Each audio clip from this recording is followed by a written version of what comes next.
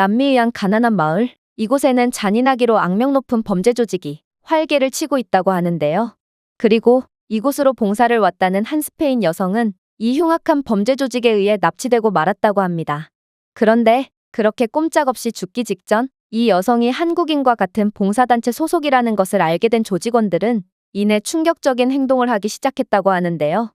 그렇다면 그녀가 대체 무슨 경험을 했던 것일까요? 안녕하세요. 저는 스페인 출신의 에스테르라고 합니다. 대학교 졸업을 앞두고 있던 저는 다소 뜬금없게도 볼리비아로 해외 봉사를 하러 떠나게 되었는데요. 명목상으로는 취업을 위해 경력을 쌓는 거였지만 사실상 취업 전에 마지막으로 놀다 오기 위함이었죠. 부끄럽지만 저는 해외 봉사를 그저 장기 해외여행쯤으로 가볍게 생각하고 있었거든요. 그렇게 저는 같은 스페인어를 사용한다는 메리트가 있는 볼리비아의 에랄토로 향하게 되었습니다. 에랄토는 생각보다 낙후된 도시였어요. 그리고 이곳은 약물 관련 유통도 빈번하게 일어나는 곳이었기에 많은 범죄 조직들이 돈 많은 외국인들을 호시탐탐 노리고 있기도 했죠. 하지만 저는 그렇게 겁나지는 않았습니다. 범죄라면 스페인도 둘째가라면 서러울 정도였고 스페인 사람들은 기본적으로 범죄에 대한 어느 정도의 면역을 갖추고 있거든요. 그런데 저는 이곳에서 지내면서 꽤나 이상한 현상을 목격하게 됩니다. 스페인은 볼리비아를 지배했던 적이 있고 그 때문에 볼리비아인들은 스페인어를 사용하고 있는데요. 그래서 아무래도 볼리비아 사람들은 자신들에게 문명을 전해준 스페인을 존경하고 있을 거라 생각했지만 이들은 스페인은커녕 한국이라는 뜬금없는 나라를 존경하고 있었거든요. 일단 현재 스페인에서도 몹시 유행하는 케이팝 등의 한국 문화는 이런 불모지처럼 보이는 볼리비아의 작은 마을에도 널리 퍼져 있었는데요. 심지어 에랄토 광장에서는 케이팝 댄스 챌린지까지 열리며 한국 노래가 어디서나 울려 퍼지고 있어서 정말 이곳이 한국인지 볼리비아인지 헷갈릴 정도였습니다. 또한 마을 주민들은 꼭 저와 같은 봉사팀에 속해 있는 한국인 은정 언니에게만 특별 대우를 해주곤 했는데요. 아무리 그녀가 저보다 6개월 먼저 이곳에서 봉사를 이어나가고 있다고 해도 마을 주민들은 은정 언니가 한국인이라는 이유만으로 음식값을 받지 않으려고 한다거나 서비스 음료를 제공한다거나 하며 저를 대할 때와는 완전히 다른 모습을 보여주더군요.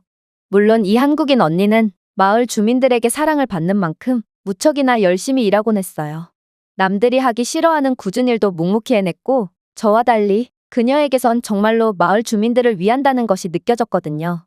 저는 그녀가 대체 왜 그렇게까지 하는지 이해가 안 갔고 한 번은 돈도 받지 않는 일에 왜 진심을 다하는 거냐고 진지하게 물어보게 됩니다.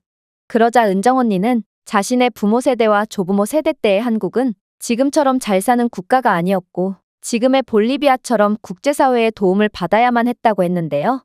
그러면서 현재는 한국이 어려운 나라에 도움을 줄 수 있을 만큼 잘 살게 되었으니 마땅히 자신의 부모님과 조부모님의 은혜를 갚으며 살아가야 하지 않겠냐며 웃어 보이더라고요. 저는 처음에 한국에 대한 열등감이 들어서 그런 바보 같은 한국인 은정 언니를 비웃을 뿐이었습니다. 하지만 저는 그녀의 진심 어린 태도에 점점 동화되기 시작했고 대충 시간만 때우다 가기로 했던 이전의 제 안일한 마음을 전부 내려놓기로 했죠. 그런데 그렇게 봉사활동에 진심으로 임하던 어느 날 저는 큰 위기를 겪게 되었습니다. 바로 중국인들 때문에 큰 부상을 입게 되었거든요.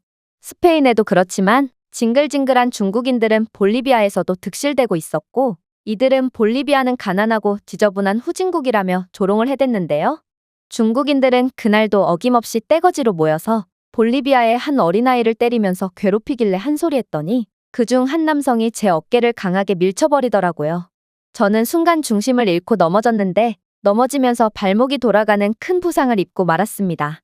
당연히 이런 마을에 병원이라는 게 있을 리는 없었고 저는 부상 때문에 곧바로 스페인으로 귀국해야 할 위기에 처하고 말았는데요.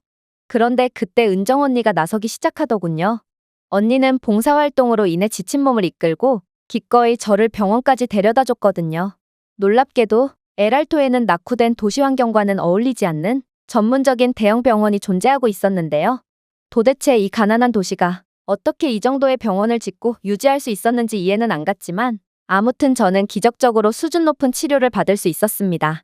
그리고 저는 언제 어디서나 도움을 베풀어주는 한국인 은정 언니의 깊은 인품에 감탄했고 그녀에게 완전히 마음을 열게 되었죠. 그러나 이러한 평화로운 분위기는 얼마 가지 못했습니다. 저와 한국인 언니는 도저히 기억하고 싶지 않은 끔찍한 사건에 연루되고 말거든요. 저희는 그날따라 우범지대인 에랄토에서도 외진 곳으로 봉사활동을 가게 되었는데요. 그런데 외진 곳으로 갈수록 도움이 필요한 사람들은 많았고 저희는 해가 지기 전까지는 반드시 숙소로 돌아와야 한다는 가장 중요한 규칙을 어기고 말았습니다. 그리고 저희는 규칙을 한번 어긴 것 치고는 몹시도 가혹한 대가를 치러야 했죠. 바로 저희는 숙소로 향하기 위해 히치하이킹을 하고 있었는데 곧 번호판도 없는 수상한 차량이 저희를 향해 접근하는 것을 목격하게 되었거든요.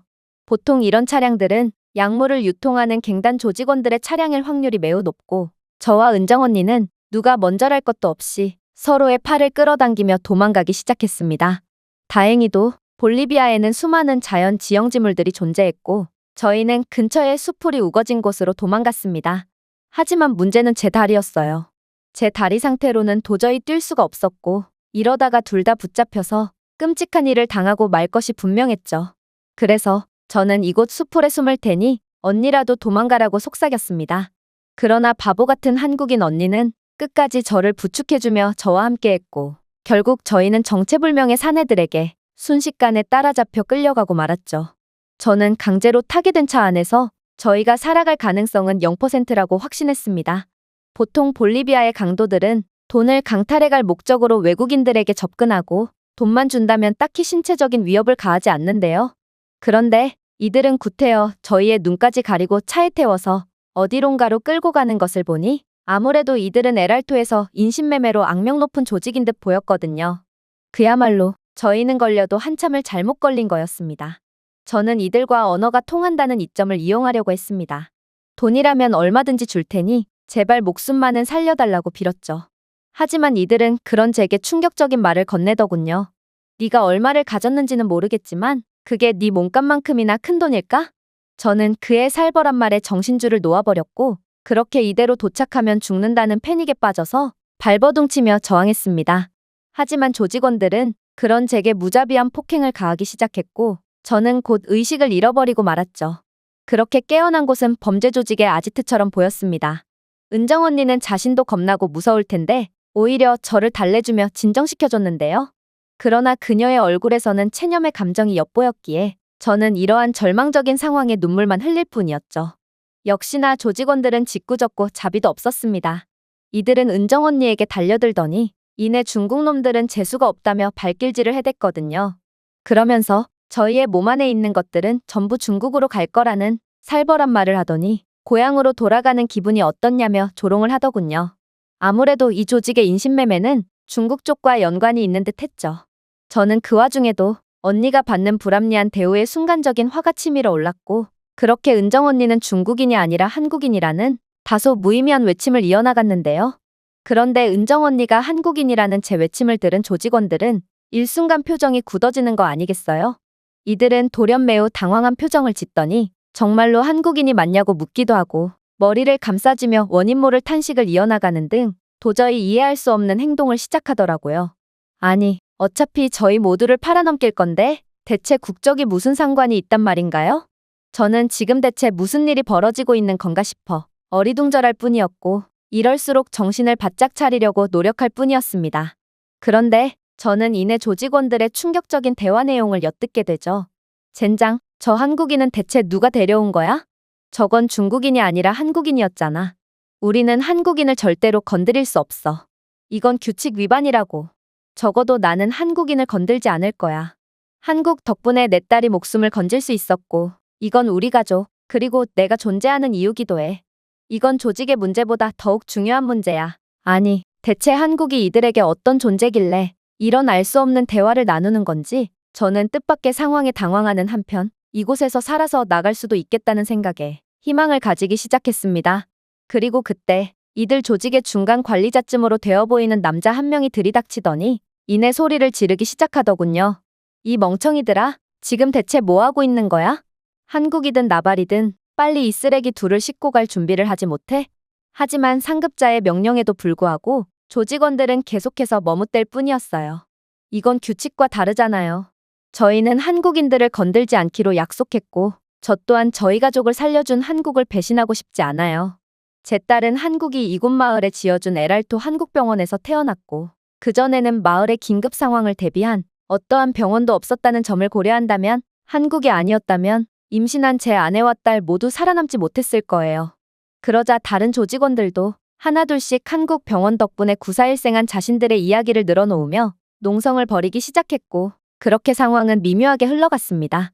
아무래도 정황상 제가 중국인들의 폭행 때문에 발목을 접질렸던 날에 갔던 곳이 바로 한국이 볼리비아를 위해 지어준 병원인 모양이었는데요.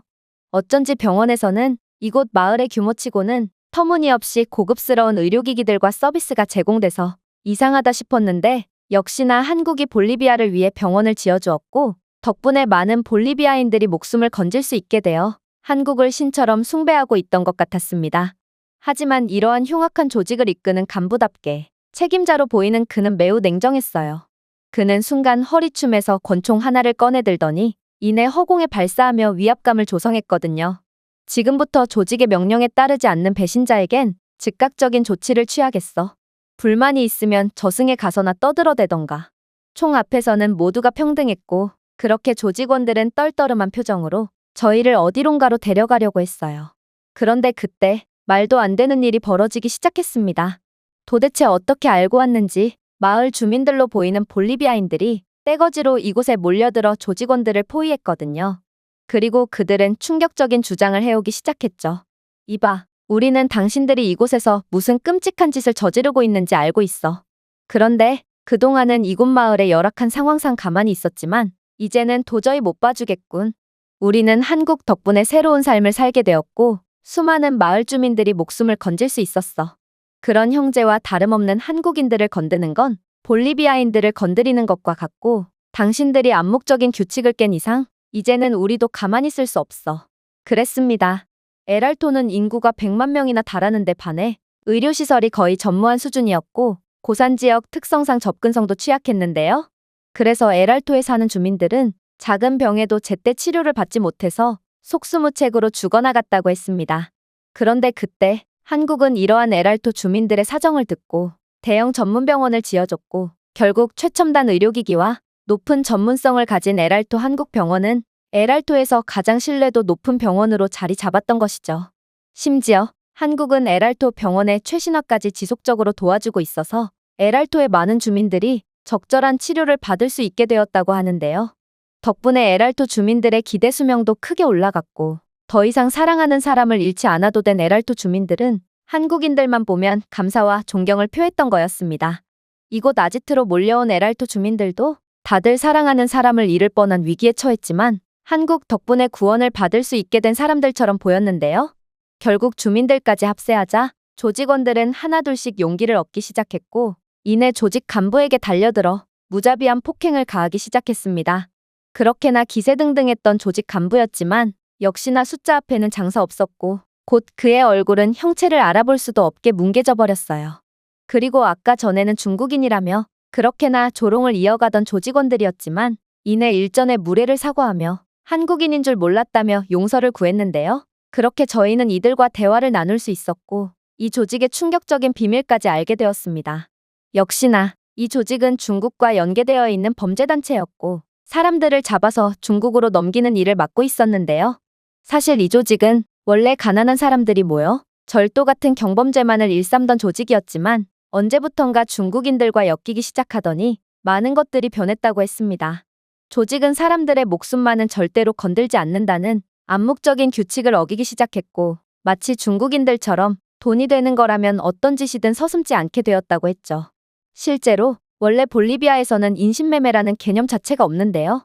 이들은 꽤나 단순해서 그저 돈과 약물이 전부거든요. 하지만 중국인들은 자신들의 국가에서 행해지고 있는 끔찍하고 지저분한 일들에 이들을 끌어들인 것입니다. 결국 상황은 돌이킬 수 없는 지경까지 이르게 되었지만 이들은 자신들의 가족과 동포들을 구해준 한국만은 절대로 건들고 싶지 않았다며 울먹였는데요. 그야말로 저는 한국인 은정 언니가 아니었다면 죽은 목숨과 다름없었던 것입니다. 아무튼 남은 조직원들은 너무 늦긴 했지만 자신들은 이쯤에서 중국인들과 엮이는 건 그만두겠다며 저와 언니를 풀어줬는데요. 다행히도 이 조직의 범죄 구조는 볼리비아 조직원들이 거의 모든 일을 수행하고 극소수의 중국인들이 부를 독차지하는 형태였기에 인원수에서부터 압도적인 볼리비아 조직원들은 손쉽게 중국인들을 제압할 수 있을 거라고 했습니다. 그렇게 저희는 에랄토 주민들의 부축을 받으며 숙소로 향할 수 있었어요. 주민들은 이런 일에 휘말리게 해서 미안하다며 저희를 위해 숙소에서 보초까지 서주겠다며 친절을 베풀어 주었는데요. 하지만 어쨌거나 해가 진 이후로 돌아다녔던 건 저희였기에 저와 언니는 한사코 고개를 저으며 괜찮다며 이들을 돌려보냈습니다. 그리고 저는 숙소 침대에 누워 한국에 대해 다시 한번 생각해 보게 되었죠. 한국은 자신들이 받은 은혜를 기꺼이 다시 베풀어 주었고 전 세계 개발도상국들에게 희망의 메시지를 전해줌으로써 이러한 기적과도 같은 일까지 만들어내고 있는데요. 저는 이런 대단한 국가를 질투했었다는 사실 자체가 부끄러워졌을 정도로 제 목숨까지 살려준 한국에 대해 깊은 존경심을 느끼고 있습니다. 제가 준비해온 내용은 여기까지입니다. 끝까지 시청해주셔서 진심으로 감사드리며 여러분들의 구독과 좋아요, 알림 설정은 영상 제작에 큰 힘이 됩니다. 이상 세모튜브였습니다.